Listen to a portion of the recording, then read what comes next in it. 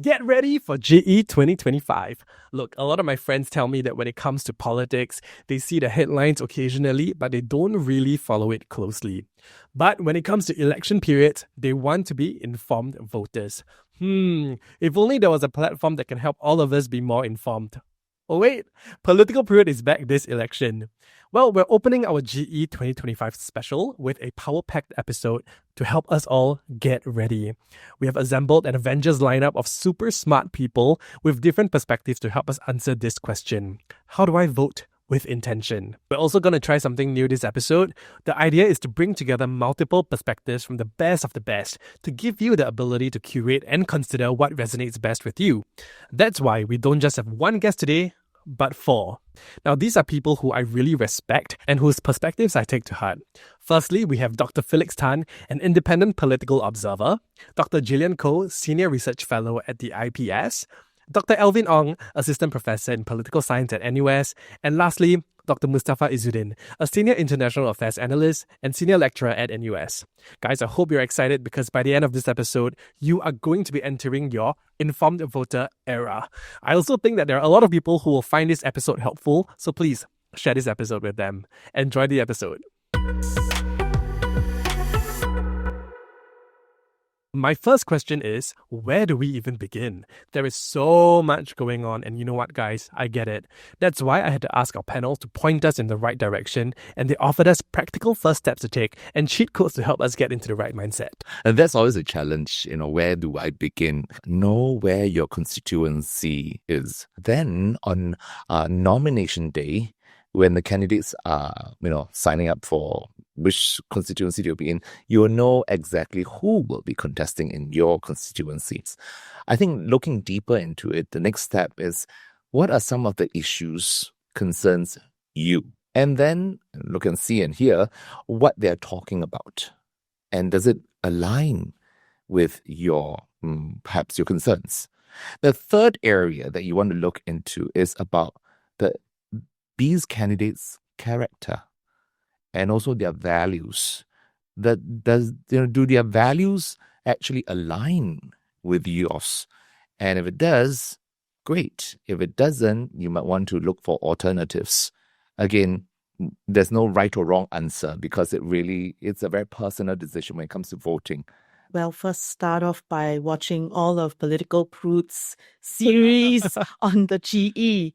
In addition to your podcasts, I can think of what used to be a student-led initiative that's been put out by the Community for Advocacy and Political Education, came out of Yale NUS. They have something called the Parliamentary Tracker. And that gives you a sense of, how far you want to go back month after month after month. What is discussed in Parliament? Who showed up?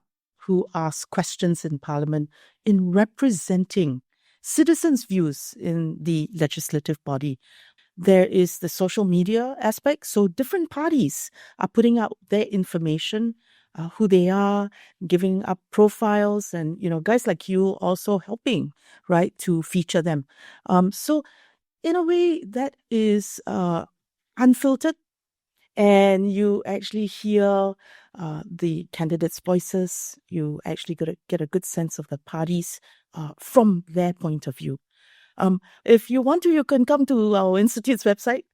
We do have a little sort of feature called the Year in Review that gives you a summary of what has happened every year of this parliamentary term that started from 2020. So every year you have a quick summary of what went on.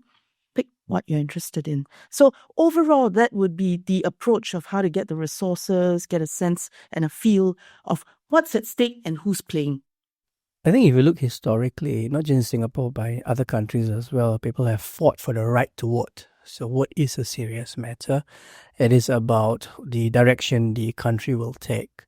And it would be one that would impact you as personally as well as for the country as a whole.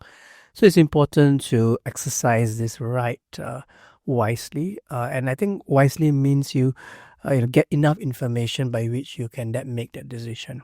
It's also perfectly fine to begin by taking the position of being undecided, right? There's nothing wrong by being undecided. That means you can process the information and see what's out there, and you see which one appeals to you best, and then make a decision, which is perfectly fine. I think the more discussion there is on politics, I think the more informed we become, and I think the more it would be good for our democratic development in Singapore. Let's be real, there's so many of us who just vote just because we have to, because it's compulsory. So I asked our panel, why is our vote even important? First, it is a unique experience because you are being given the freedom, the right, and the responsibility, and it's your role to play as a citizen to help build a democratic society. And when we say, what's our national identity and all that, our identity to begin with is that we're citizens of Singapore, and we all get to select who should represent us in Parliament. Apathy in Singapore is quite common. I think we've talked about apathy for a very, very long time. And this is going to be one of the things that's going forward into this general election because there are a lot of first-time voters. My advice is don't just follow trends. Don't just follow what someone says that, oh, you have to vote for this because and etc., etc. Vote for someone that you truly feel that it best represents your interests. We always hear the phrase, every vote counts, but there's also a lot of people who say, I'm just one vote. So my next question to the panel is, can one vote make a difference? Short answer, yes. One vote makes a difference. Never ever think that your vote doesn't count in the larger schema of things. Because you are just one person, but collectively with the others, it makes a statement. So every vote matters. And you will hear politicians also say that every vote matters. And I think for each one of us who have the opportunity to vote, are eligible to vote, I think we should take that opportunity to vote and use that in a way that would benefit yourself personally. I think that's perfectly fine. It can be self-interest by which you vote. And then of course collectively that would be better for the country. So I know what some of you are thinking. What if we just skip voting entirely? Well, I asked our experts the consequences, both the literal as well as the philosophical. So on the technical side, if you don't vote for whatever reason it is, you will not find yourself on the electoral rolls the next time the election department says, can you please check if your name is there? Yeah. Okay. And then you would have to reinstate yourself. You would pay a small administrative fee, and then you would reinstate that. At the end of the day, whoever you gave your vote to is going to translate into an action, and that itself is going to affect you. And we hear lots of it in Singapore where, after the voting has ended and say, oh, so-and-so has, is in power now. What's it going to do to me, But your voice would have been heard. Your voice, you have given this candidate your vote, this party your vote. And hopefully it'll translate into something.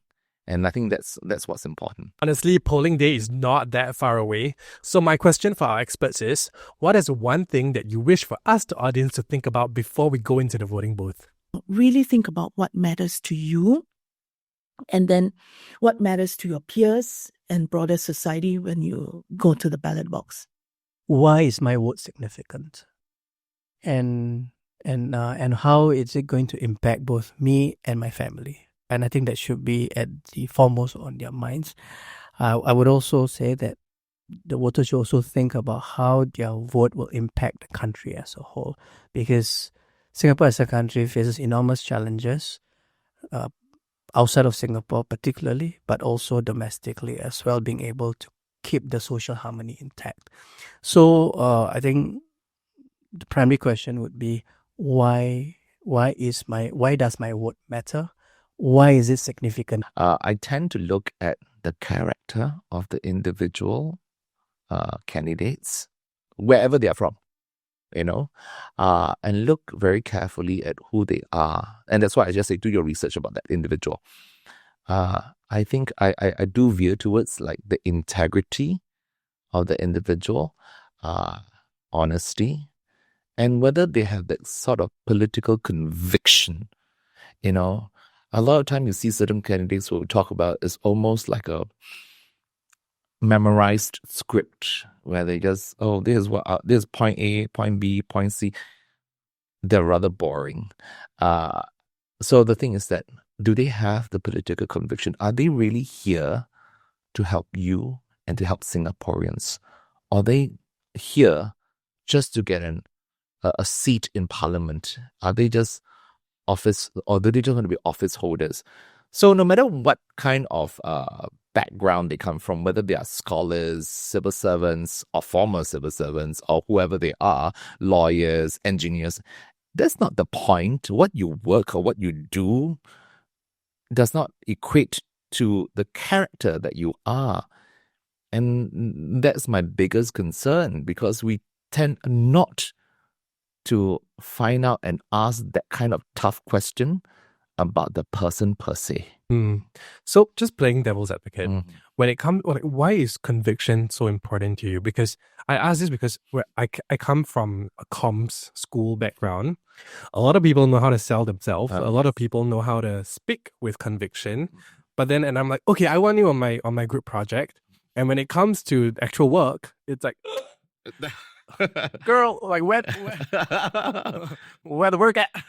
So my question is much more so like, why is conviction important? And like what do we say to people like me who are a bit like burnt, by people like that? I think it's a good start, having a conviction, because then you can push the person. Then you need to understand whether that person can have a logical framework of, what's next, what they're going to do next, and how are they going to process what they promised you, right? Yeah.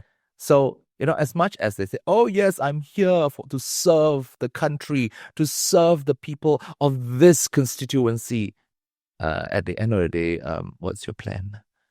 It needs also to that kind of... So Singaporeans are very pragmatic. They need to go and look at, okay, now you got to do this. So what's your plan next? Do, pray tell, Yeah. And I think that's important. So again, conviction is good. It's a good start. Yeah. But I think we also need to look at whether do they have a plan thereafter. Yeah.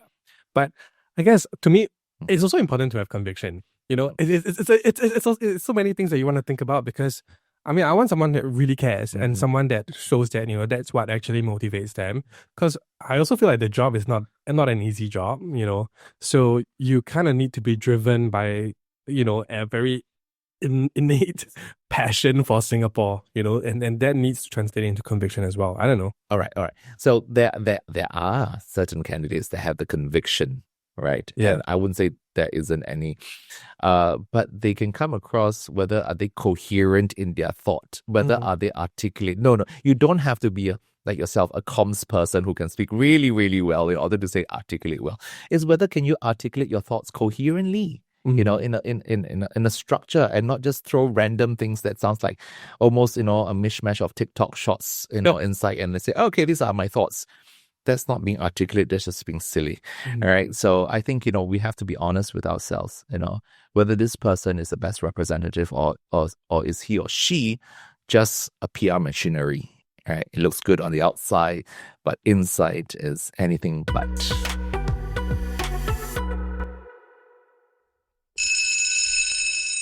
Recess. Well, I hope you're enjoying the crash course so far. But if you can, please leave us a 5-star rating on Spotify and Apple Podcasts. And if you're on YouTube, subscribe to our channel and give us a thumbs up. Okay, back to class.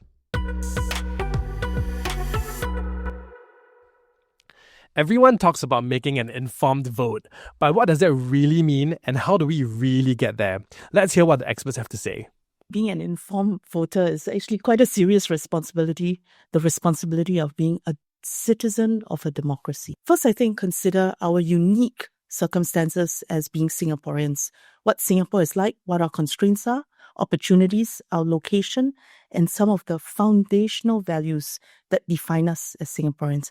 Second, of course, get the facts and figures on issues you do care about, but have a mixed diet, know what the critiques are of those policies, but go to people for their testimonies. And we can't do this in a single bound. So start where it matters to you and do that. Yeah. Third, when you finally make a decision, be an informed voter in terms of being informed not only of your interests or those of your immediate family, but be informed of what a broader community and country requires to go successfully into the future. From an academic perspective, informed voters, you must know the whole entire structure of a political system. You must know the nuances, maybe the theoretical approach. Okay, but then I'll spare everyone that sort of angle that we are taking. I think when we talk about informed voters, right, it's important to look at and assess what has been done so far, what has been achieved so far, and knowing how the decision made by these politicians when they come into power is going to affect you. All right. And a lot of times we all think that it doesn't affect us directly. Again, back to the earlier question, but it does affect us directly. And you hear people complaining after a while, typical Singaporean fashion. Like, oh, I should have done this, I should have done that. A little too late, by then to complain. So your vote matters. And I think informed voters knowing what are the pertinent issues that are, being discussed, and are they even being discussed critically? And that's being informed. Do not look at TikToks or Instagram stories and form your opinion, because it's never always a good start. It's interesting, it's fun, but it might not necessarily be that informed. Secondly, go to rallies. If you ever have a chance to go to a rallies, even though it might not be in your constituency, even though the political party might not be running in your constituency, listen and just, hear what they have to say and inform your decision. Again, based on whichever of the political parties is you're going for the rallies. So the rallies is also a good form. The third area is when these individuals do their walkabouts, ask them important questions, be critical in asking. You don't have to be rude. That's not the right approach. But ask these candidates critical questions like, how do you think you're going to help ... right? What do you think you can achieve ... So I think it's asking them critically and making sure that these candidates think very, very carefully what they're going to say next. I don't know if you guys know it, but we are the framework generation. For some reason, we love our Ikigai framework. We love the Eisenhower matrix introduced in the 7 Habits of Highly Effective People. And you know what, guys? I'm totally one of them. So if we love having our frameworks, maybe our very intelligent guests can share what frameworks we can actually use to think about our votes. The simple framework is kind of like a 2x2 table, right? So you can take your favorite journal, you draw a 2x2 table, right? On the x-axis, you write whether you care about local issues or national issues. On the other dimension, on the y-axis, right, you write whether you care about future issues or past issues. So those are 2 dimensions, right? So let me just explain a little bit, right? So let's say you care about future issues, right? By caring about future issues means that, okay, you don't really care about what the political party has done in the past, right? They could have done a lot of things that you like or a lot of things that you dislike. But what you can really care about is moving forwards. What policies do they have that might affect life, right?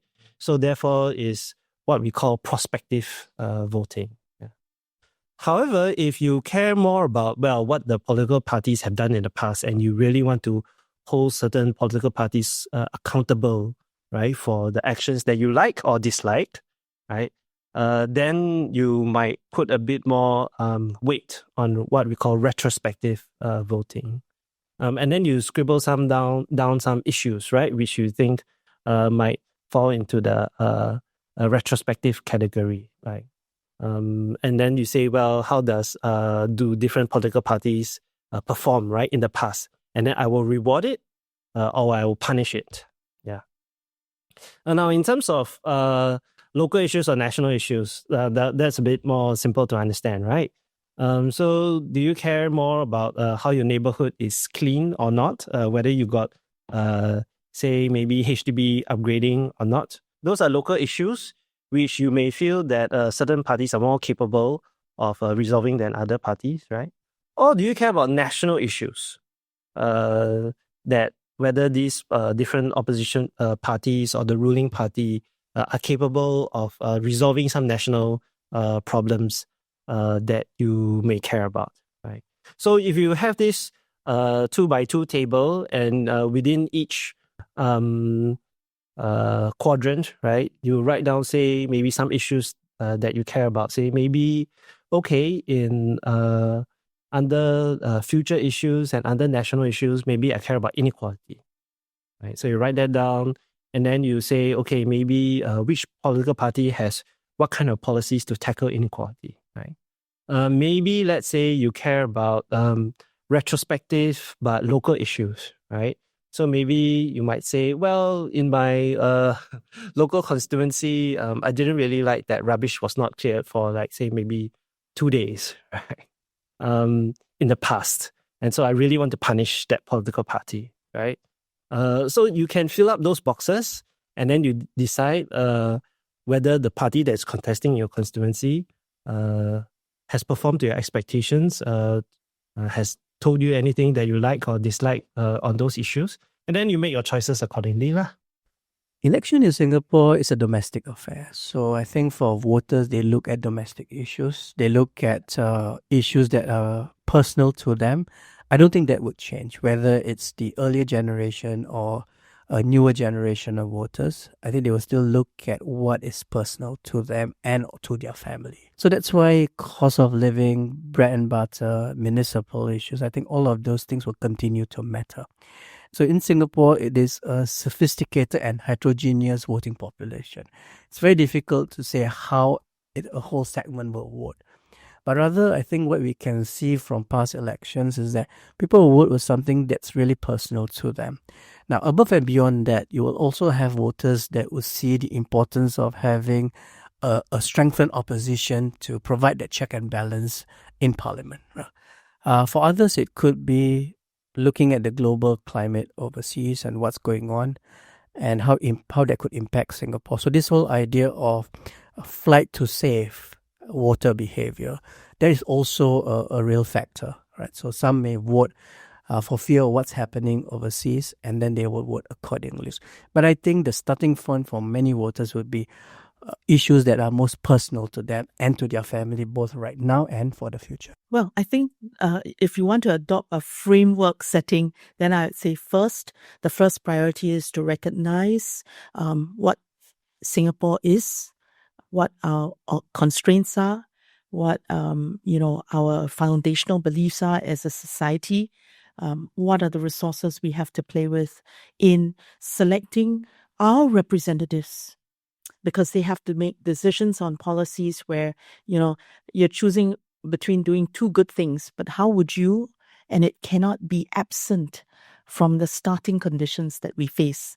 That's the first framework. What are our conditions that structures the ways in which policy can be designed and chosen between, right? The second framework is really, in terms of needing to get rich information, right? So if you have good quality information, then you can have good quality thinking. The third piece is really to know your place within a broader community and knowing that you are making a choice for today, but also for the future. The past will tell you something about what are the good things to do, what are the bad things to avoid. And so I would say that for thinking about the vote, you want to think about more enduring issues, things that must immediately or can immediately be addressed, but have a long tail for the future. You would also think about not just what is good for your self-interest, but really what effect it will have on broader society. When it comes to the consideration process, many of us weigh different things when we're voting, whether it's personal values, party ideology, and whether or not the candidate seems competent. So, how do we balance all of these? What I've described just now, the 2x2 table, right, is to basically help you list down issues that you may care about. Yeah. And then to potentially vote for particular candidates or political parties based on issues, right? So this is usually what we would term like kind of ideological voting.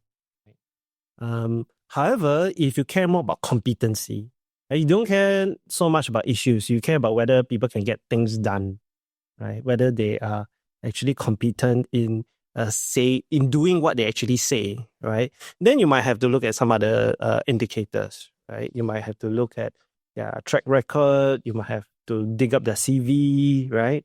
Yeah. Again, or maybe, I don't really care about ideology because parties can say whatever they want to say, right? Yeah. But what matters is whether they can execute or not, right? So if you really care about competency, then, go ahead and do it, right? There's no judgment for voters, right? Track record. I think looking back at which individual or which party has had a track record. But of course, having a track record doesn't mean that every constituency will get the same resources as well, because it's all run differently, different constituency. But I think that is definitely a starting basis of it. And of course, if you vote whoever in power within a constituency, just ensure that they are now the representative where you can turn to. Your vote matters in that sense because you have the power to change things. You have the power to control how these people or this individual is going to help your estate get better. Every election, all eyes will be on the manifestos that parties release, which outlines their plans and positions. But I want to know, how can we read these manifestos critically, beyond just taking them at face value? One direct connection is to actually approach these candidates, if you ever chance upon them, and ask them about that manifesto. How does this translate into actual action? What can they do? I think that's important as well when you come to manifesto.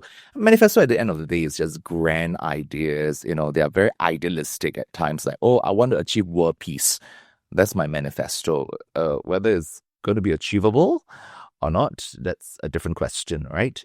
Long and short of it is, I would say, start at the topics that you are familiar with and you care more about. In the topics you know well, you can drill deep, and then you can assess, how robust that is, provided the parties do give you some information. But use that as a springboard to getting to know the party better. Here's a sticky situation. What if you generally support a party, but the candidate running in the area is not really the vibe? Or it could be flipped. You love the candidate, but you don't really like the party they're running with. How do we decide then?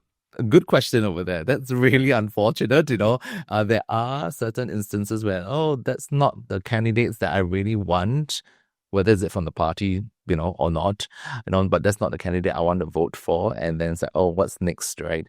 I think, then again, that vote itself, you must think very carefully how do you think, or what do you think is going to translate out of your vote? All right.